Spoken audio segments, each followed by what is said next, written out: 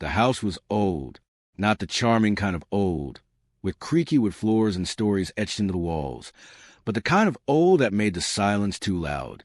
Maya stood in her new bedroom, a modest second-floor space with peeling wallpaper and a single window overlooking an overgrown backyard. The move was supposed to be a fresh start. That's what her dad kept saying. A quiet place, a new beginning. But nothing felt new, not after her mother died. Boxes sat unopened in the corner, their flaps half-curled like mouse frozen mid-sentence.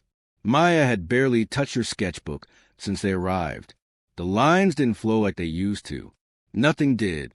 She lay in bed that night, eyes wide open, staring at the ceiling. The silence pressed against her like weight on her chest.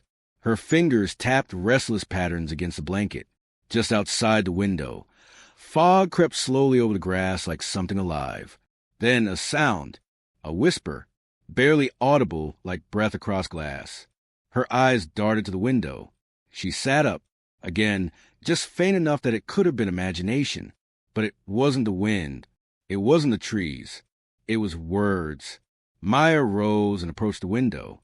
She looked down. Nothing, just the fog. She pressed her hand against the cold glass, heart thudding. "It's just in your head," she muttered. But the voice came again, soft and slow, as if waiting for her, calling her name. She staggered back, breath caught in her throat, and for the first time since her mother's funeral, she felt something new, fear.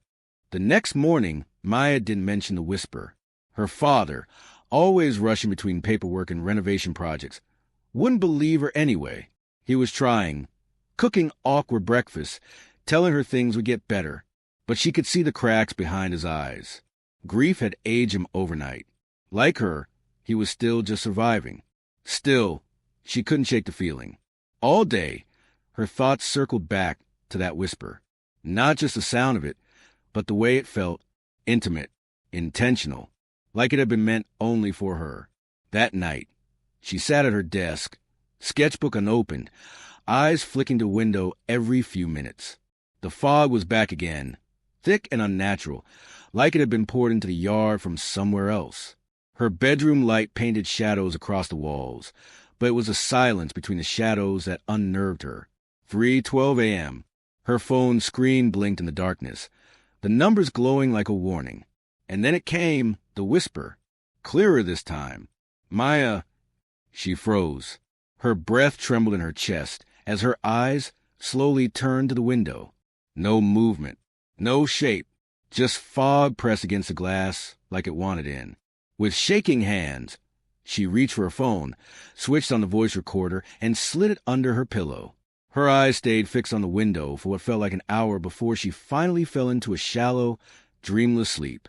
When morning came, she played back the recording with nervous fingers. At first, silence, just the occasional rustle of blankets. But then, like static crawling across her skin, came a faint sound. A whisper. "Help me?" Maya dropped the phone. That voice wasn't hers. And it wasn't alone. There were other sounds, like distant crying, the soft hum of a lullaby out of tune. The recording lasted 2 minutes, but echoed in her mind the rest of the day.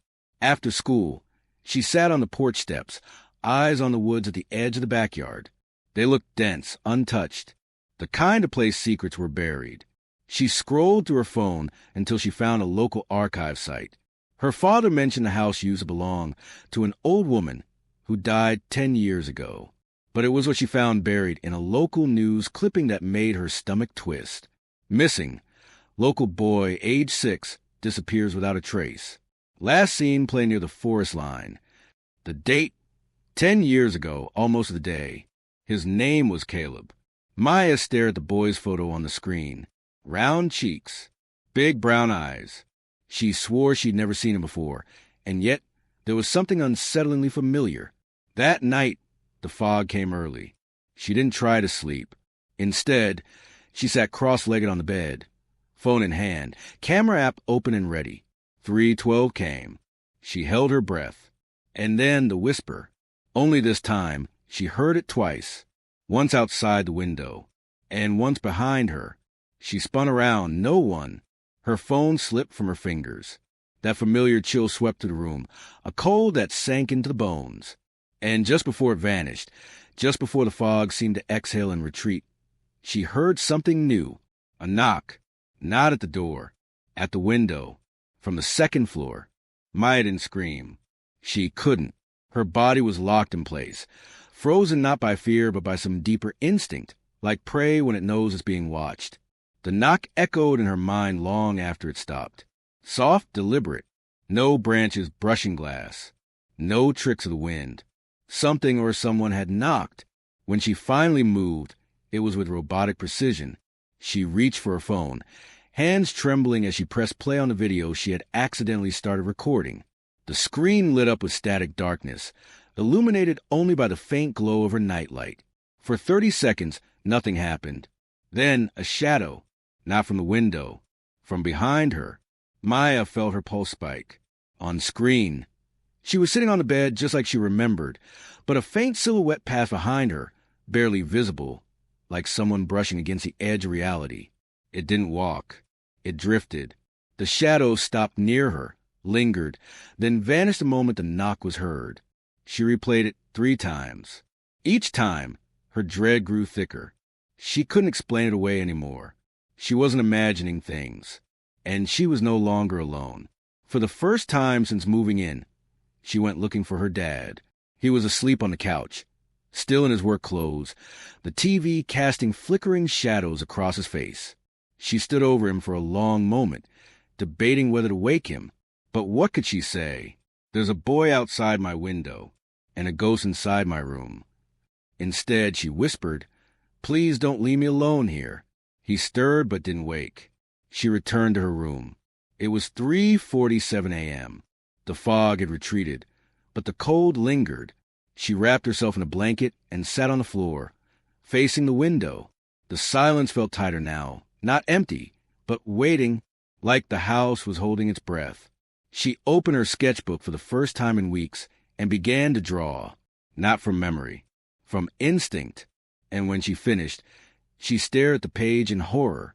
It was a little boy, no older than 6, standing beneath her window, crying, and in the corner of the page, a dark figure behind him, faceless, watching. Maya stared at the page, her hand still gripping the pencil. The lines were shaky, but the image was clear. The little boy, Caleb, she was sure of it now, stood just outside her window, head bowed, eyes hollow. But it was the shape behind him that made her skin crawl. A tall, formless silhouette, darker than shadow, looming as if it belonged to the fog itself. She hadn't meant to draw it. The sketch had poured out of her like muscle memory, as though someone else had guided her hand. The next morning, she left the drawing out on her desk, hoping the daylight would make it feel less real. It didn't. At school, she could barely focus. The teachers' voices were muffled, like they were speaking through glass. Her friends, what few she had left, noticed her distance but didn't ask. Maya had always been quiet. Since her mom died, she had become practically invisible. During lunch, she snuck into the library and searched for more articles about the boy. Caleb's disappearance had only earned a few paragraphs in the local paper. No suspects, no remains, just a child who vanished near the woods, never seen again. She found something else, though, an old blog post by a neighbor from Time. The boy used to talk to himself. It read, said he had a friend in the fog, a tall man who watched him from the window at night. Maya's blood turned to ice. She shut the laptop, heart pounding. It wasn't just her. It never had been. That night, she locked her window. Not that it would help. At 3:12, the whisper returned. But this time, it didn't come from outside. It came from the wall behind her bed. A soft voice, childlike, sad. "He's coming." Maya leapt from her mattress, backing into the corner, clutching her sketchbook like a shield. The air grew thick, heavy with moisture, and then the window fogged from the inside. In the mist on the glass, a tiny handprint appeared, too small to be hers. She ran her fingers through her hair, trying not to scream. This wasn't just a haunting. It was an invitation. And whatever was whispering to her, it was getting closer. The next morning, Maya couldn't shake the voice. He's coming. It echoed in her skull like a warning left on repeat.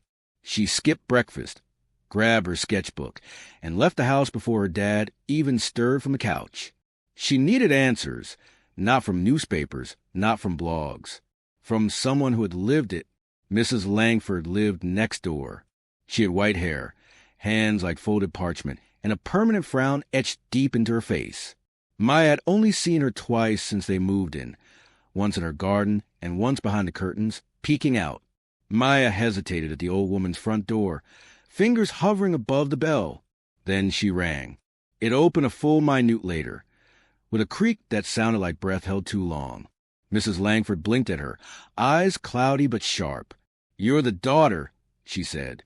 Not a question. "Yes," Maya replied, voice small. "Maya." The old woman didn't smile. "You've seen him, haven't you?" Maya's heart skipped. "Who?" Mrs. Langford stepped aside. "Come in." The house smelled like lavender and dust. Shelves full of ceramic angels lined the walls, all staring in different directions. Maya followed her into a sitting room where the curtains were drawn tight. "You shouldn't answer him," the old woman said, lowering herself into a chair with a groan. "That's how he gets in." Maya sat across from her, notebook clutched in her hands. "The boy, Caleb, he used to live here?" Mrs. Langford nodded. "Sweet child. Moved in with his mother. She was sick, and he was lonely. Started talking to someone at the window. I thought it was imaginary, until he started drawing." Maya opened her sketchbook and turned it to the page, the one with Caleb and the faceless figure. The old woman's eyes filled with dread. "Yes," she whispered. "That's him." "Who is he?" Mrs. Langford looked toward the covered window, as if expecting the figure to appear there now. "He's not human. Not anymore. Maybe he never was. He watches. Waits. Feeds off sadness.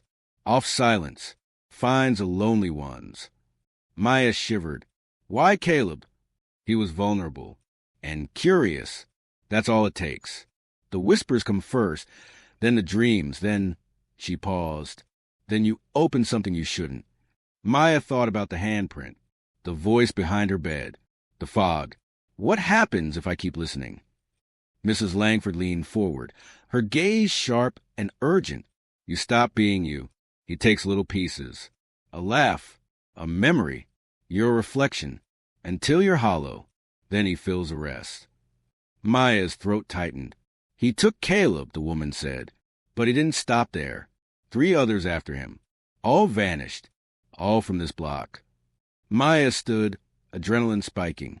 "I have to go." Mrs. Langford didn't try to stop her, but as Maya reached the door, she heard one last warning. "Don't draw him again. That's how he follows." Maya walked home with the weight of Mrs. Langford's words sinking deep into her chest. Don't draw him again. But how could she not? The images came uninvited, during dreams, while blinking, even while staring into empty space, as if the entity wanted her to remember him, to know him.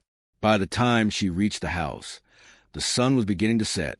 A crimson haze washed over the windows, casting sharp shadows across the porch. She hesitated before stepping inside. Something felt wrong. Her father's car was in the driveway, but the house was silent. No TV, no music, not even the clink of a coffee mug. Just the kind of silence that hummed too loud. "Dad?" she called, stepping into the hallway. No answer. She found him asleep on the couch, head tilted back, mouth slightly open. She reached to wake him, and stopped. His face was pale, his lips tinged with a shade of blue. Her breath caught in her throat. Then his eyes opened suddenly. Bloodshot, confused. "Dad." He blinked slowly. "I'm fine," he muttered. "Just tired." Maya didn't press. But something about his voice felt off, slower, distant, like it came from somewhere deeper than it should. That night, Maya couldn't sleep. She sat at her desk, sketchbook closed, but her pencil trembling between her fingers. Her eyes kept drifting toward the window. The fog had returned, denser this time, curling against the glass like smoke. Then a tap. She froze. Another tap. Rhythmic. Precise. Not random. Her fingers itched to draw. She resisted, clenched the pencil so hard it snapped in two. She opened the sketchbook anyway, and the page was already drawn. She hadn't done it. It showed her father, standing in the hallway, with the dark figure standing directly behind him, hand on his shoulder. She gasped and dropped the book. And then, behind her from the wall, you opened the door.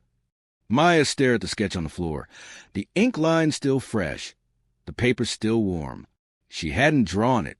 She knew that with every fiber of her body. But there it was, her father, unaware, and behind him, the faceless thing standing too close, hand resting possessively on his shoulder, like he was already claimed. She scrambled backward, chest heaving, throat dry. Behind her, silence. No footsteps. No movement. But still, she felt it. Turning slowly, she looked toward the bedroom wall. There, just above her headboard, a faint smudge, a charcoal outline of a hand, like someone had pressed against the wall from the other side. It hadn't been there before. It pulsed now as if breathing. Then the whisper came again, louder this time. Not breathy, deliberate. Draw me. She clenched her fists. No. The whisper didn't fade. It laughed. Downstairs, a crash. Her father's voice panicked, slurred, not fully himself. Maya grabbed her sketchbook and ran. She found her dad in the kitchen, staring at the open back door. He looked confused, shivering, eyes unfocused. "Did you go outside?" she asked. He shook his head. "I don't remember." Something about his posture terrified her. His hands trembled like a puppet's strings had been pulled too tight. Then he looked at her, truly looked, and whispered, "I think something's inside me." That night, Maya locked her door. She sat on the floor, sketchbook in front of her, candles lit all around. She decided what she had to do. If drawing invited him, maybe drawing the truth could push him back. Maybe there was a way to trap him on the page. Hands trembling, she drew. She drew the window, the fog, the handprints. She drew Caleb, his eyes full of terror. She drew her father, the moment he changed. And finally, she drew it, the thing, the whisperer. She didn't guess what it looked like. She saw it in her mind like it was being shown to her. Tall, hollow, no face, only a mouth. Too wide, lips torn open, teeth human but cracked. Fingers like knives. Its body smoke and shadow, but anchored to her, to the sketchbook. Each stroke of the pencil made her chest ache. Her ears rang. When she finished, the candles blew out, and behind her, the room groaned. Not the house, the room itself. From the sketchbook, the ink bled, the creature's eyes open on the page. And it smiled. Maya screamed, but the sound was swallowed by silence. The floor cracked beneath her. Walls pulsed. And then she heard Caleb's voice, faint but clear. "You have to finish it." She didn't know how, but her hands moved again. She began to erase, line by line, starting from the mouth, the smile, the arms. It thrashed on the page, screaming in silence. And finally it was gone. The sketchbook turned black. She collapsed on the floor, unconscious. Maya woke to daylight. Pale, cold light poured to the bedroom window, like a silent accusation. Her head throbbed. Her hands were stained with graphite and ink. The sketchbook lay closed in front of her, black covered damp with sweat, or something else. For a long time, she didn't move, not until her father called her name from downstairs, voice normal. "Calm. Maya." She waited, listening. There was no static under his voice. No echo. No distortion. Just her dad. She stood slowly, legs trembling beneath her, opened the door. The hallway looked the same, and yet it didn't. The shadows were lighter, less sharp. The silence wasn't as heavy. It was as if the house had exhaled. In the kitchen, her father stood at the counter, pouring coffee. He looked better, color in his cheeks, eyes clear. He smiled at her, hesitant but real. "You okay?" he asked. She nodded, barely. He handed her a cup. I slept through the whole night. First time in weeks. She said nothing. Outside the window, the fog was gone. Sunlight touched the grass. For a moment, it felt like it was over, that the door had closed, that she'd won. But later that afternoon, Maya returned to her room. The sketchbook still sat on her desk, closed. She picked it up with trembling fingers. When she opened it, every page was blank. All of them, except one. The final page. It showed her, not as she was now, but older, maybe in her 20s, sitting alone in a different room, window behind her, and in the glass, barely visible in reflection, the thing, watching, waiting. Maya dropped the book, heart pounding. The pages fluttered shut, and from the far corner of her room, barely a breath, "You drew me once." She turned, but nothing was there, only silence, the kind that breathes. The days that followed felt like a fragile dream. Maya's father returned to his usual self, laughter filling the rooms again, light returning to the corners of the house. But Maya knew the truth hidden beneath the surface. The darkness wasn't gone. It was waiting. She avoided the window at night. She refused to draw anything but simple shapes, careful not to invite the whisper again. Yet, every so often, when the world fell silent and the shadows stretched long, she could hear it. That faint voice calling from the other side. The voice in the silence. Sometimes it whispered secrets, promises, or threats. Sometimes it only breathed. Maya understood now. Some doors, once opened, never fully close. They only wait for the next hand to reach for the handle. And the fog? It never truly left the neighborhood. It lingers, a reminder that some stories don't end. They only begin again.